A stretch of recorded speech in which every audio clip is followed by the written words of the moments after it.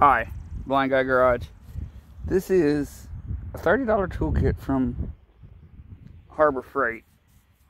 Guys, don't be afraid of those things because they're not terrible. I mean, they're not great, but I mean, this thing is working. It's been a lifesaver a few times. I'm out here in the middle of the yard putting a starter on with it. This is a Kohler Courage V-twin, and the lady had been having a lot of trouble getting it to start. And I remember last year telling her that I'm pretty sure it's going to need a starter here pretty soon. And sure enough, it does. So I diagnosed it already. Sorry, didn't get it all on video, mainly because I just didn't try. And this is the install of it, which I've already got the starter in place. This is a Troy-built Mustang 52 or 50 inch. And the bolt back in there, I think you're going to see it. The bolt back in here, it holds the dipstick in. Up in there. I don't know if y'all can get in there and see that or not.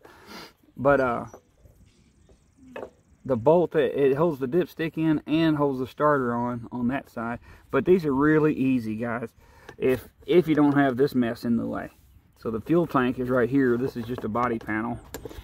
And so this bolt right here hits that. So you got to take this bolt out first. Loosen this one so you can wiggle the starter.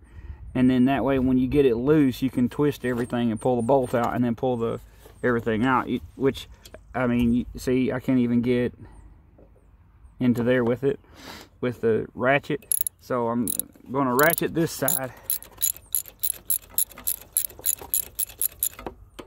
Sorry.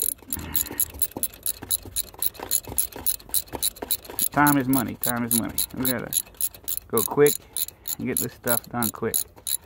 But yeah, the starter was dragging really hard, struggling really hard to get the motor to turn. It didn't matter if you put extra juice to it and all this. It's got a good battery on the mower. I mean, we're trying to jump it off with a car. It's bogging the car engine down a little bit and everything, getting the wires on the engine really hot, or the starter here, and all of that stuff. So it was pretty obvious to me that we needed to fix that. It's turning the bolt a little bit. I'm gonna keep on trying here, see if I can't get that bolt ran in more. I think once it's closer, I'll be able to get my ratchet straightened up with it. Right now, we're a little in the bound up zone on the starter, binding up that bolt. But anyway, yeah, when you have one that's requiring every bit of the juice, every bit of battery power that you can possibly muster, and it still ain't cranking that engine over very good, especially if it's making any kind of strange noises like this one was doing, some kind of a grinding noise.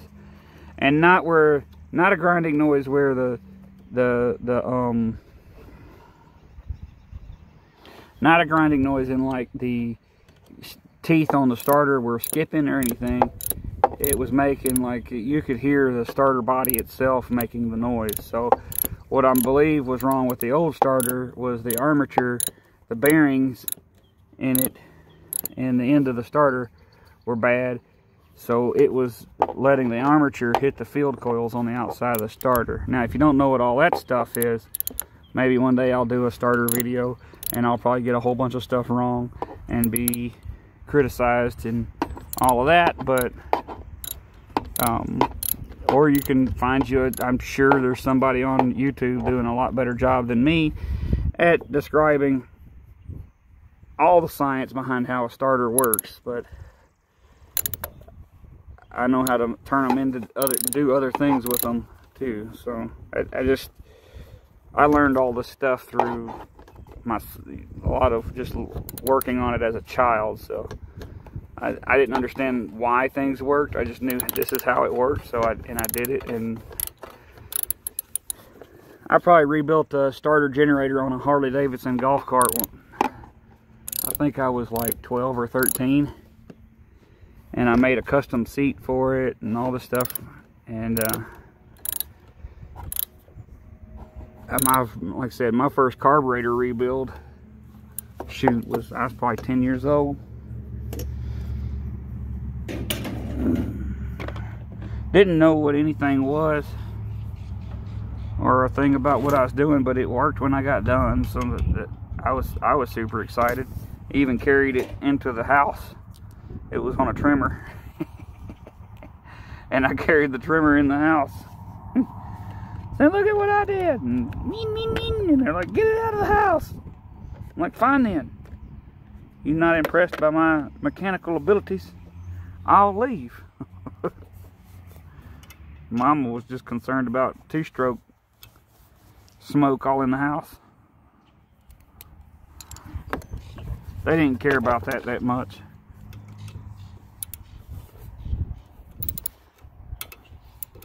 That was when, too, I didn't have any fuel line for it. So I took and pulled all the copper wire out of a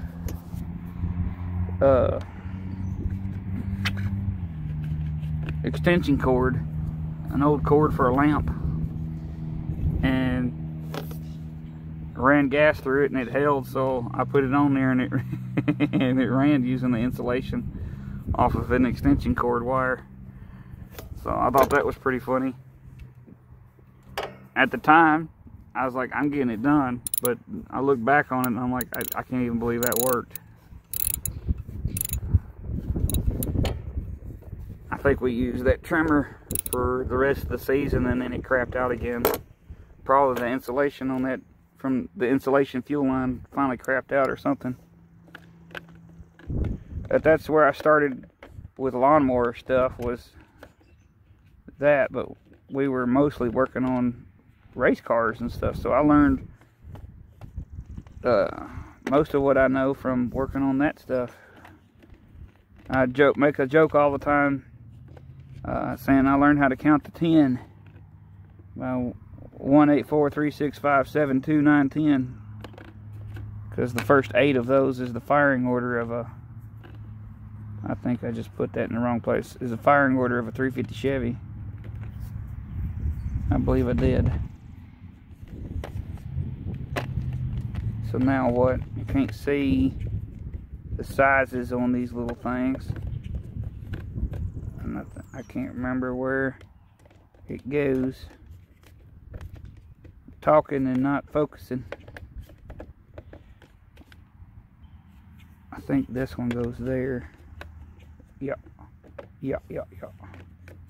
Where is it? Come on, fingers. There it is. There you go. So, this little kit, it don't hold these in very good, but that's fine because you need this. And for some reason, mine smells like skull when you open it. Some kind of mint skull. My grandpa used to, oh, forgot that. My grandpa used to use that mess. And as soon as I open that, I'm like, oh, that smells like something I remember. So when you have a start, oh yeah, totally sorry. Getting completely sidetracked by the ADD. So yeah, when you have a starter that requires everything like that, it's very possible you either have a loose connection, or you have bad brushes, or a bad starter in general, like this one, this old one that was on here. You got to also make sure that dipstick is seated all the way down, because it has an O-ring around it, and it'll blow oil out everywhere and make a mess, and you blow this engine up really quick. These motors are sensitive. Sorry, just making sure we're on point here. These motors are very sensitive. Kohler Courage engines are very sensitive to not having the right oil and enough oil. It needs, if you're in a hotter climate, you need 20-50 in these things. That's what I run in everything now. I was told by one of the suppliers that Kawasaki wants us to run 20-50 in all of the maintenance kits and stuff. because of the oil 1030 and stuff just can't handle the heat. And you know, in an air-cooled engine, your oil is your coolant. All right, I'm sure the seat, no, it's not soaking wet. Hey, these things off Amazon, these seat covers, get one. They're good. They're wonderful. You got water storage. Let's see if we got it. We'll put it in park. I got the transmissions in neutral, so put it in park. Break off some of the dry rotted mess. See here, I think the key's on this side. Yeah, there you go. That's what it needed. Started effortlessly. It does sound like it's blowed the exhaust gaskets out again. This motor has been a pain on keeping the muffler on it and stuff. Yeah, she's cranking. No problem.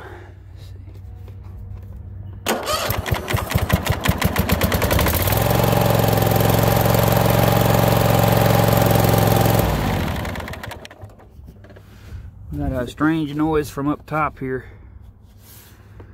It sounds like plastic is rubbing.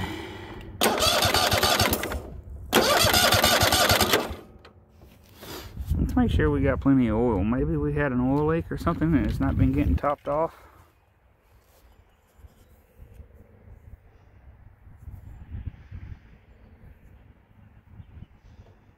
Oh, she's been trying to crank it and it wouldn't crank fast enough to start, but it's cranking fast enough to pull gas through the carb.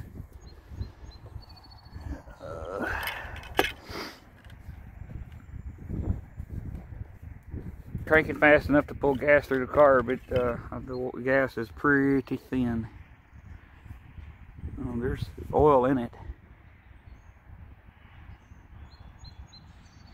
I'm trying to see it. I gotta get in very special lighting and everything for me to be able to see the oil. It takes me a minute or two. I mean, my 30% is telling me that it is full, but it's really thin, and that's not normal for my stuff. Because like I said, I put the 2050 in them. So we may go ahead and do an oil drain on this thing and some plugs, because their plugs were shot. Yeah, it smells, man, it smells straight up like gasoline. There's no oil smell to that at all. We got like 75% oil, gas in our oil. You could probably run that stuff in a 2-stroke. That's pretty bad. I don't think that's the cause of the rattling noises I'm hearing in the engine. It kind of sounds like plastic. I guess it very well could be a top end noise, but I am not doing a oil change out here in the yard. I'll do it over there, because I can't ever seem to do it without making a mess, and I'd like to be able to clean it up and not kill my yard, kill my grass. So these machines have the neutral safeties, or the not neutral safeties, but the neutral switches for the transaxle are under here. They're right there. So let me take the phone out and I'll show you. Troy-Bilt Mustang. Some of these things are right there, guys. See that? So you pull out on it, and it's kind of a keyhole shape down in there. I hope I'm getting you in there. I'm just guessing on the camera. But you pull this sucker out, and you pull it right there, and it disengages gears inside the transaxle, or in the pump, and puts you back where you can move it without destroying them. I'm not sure exactly why, other than it tears up transmissions, moving these things around with them engaged. I'm assuming it's running the pump backwards when you do that, so maybe it damages that way. And yeah, we've put new tires on her machine and had to rewire it because somebody jacked up the wiring on our machine. And we've had to do a bunch to this one, but it keeps kicking. It's just having to, you know, fixing it up from where it was when she bought it. It wasn't exactly right. It even has a counterweight on the front of it. So when I'd like to find me one of these just for I don't need to ride off in the sunset just yet. I want to find me one of them to make some stuff out of it. I don't want to cut grass with it. I want to turn it into some kind of tow machine.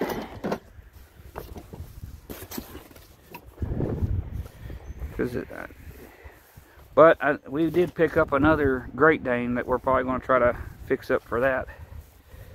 Turn it into the tow doggy.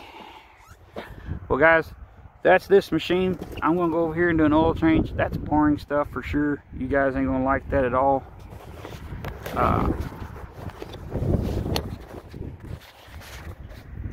Be sure to like, share, subscribe. Got more stuff to do. Guys, I'm busy. It's that time of year. Ain't never going to see one of them intact. Plastic John Deere hood, no cracks. What do you call that? That's like catching a phoenix or something. I don't know. But anyhow, that's as rare as unicorns right there, y'all. Like, share, subscribe. Sorry, this was the ADHD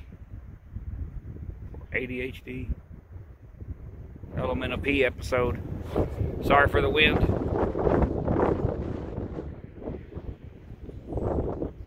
It's late April. I was waiting on the wind to quit blowing. Sorry. It's late April, so you get what you get.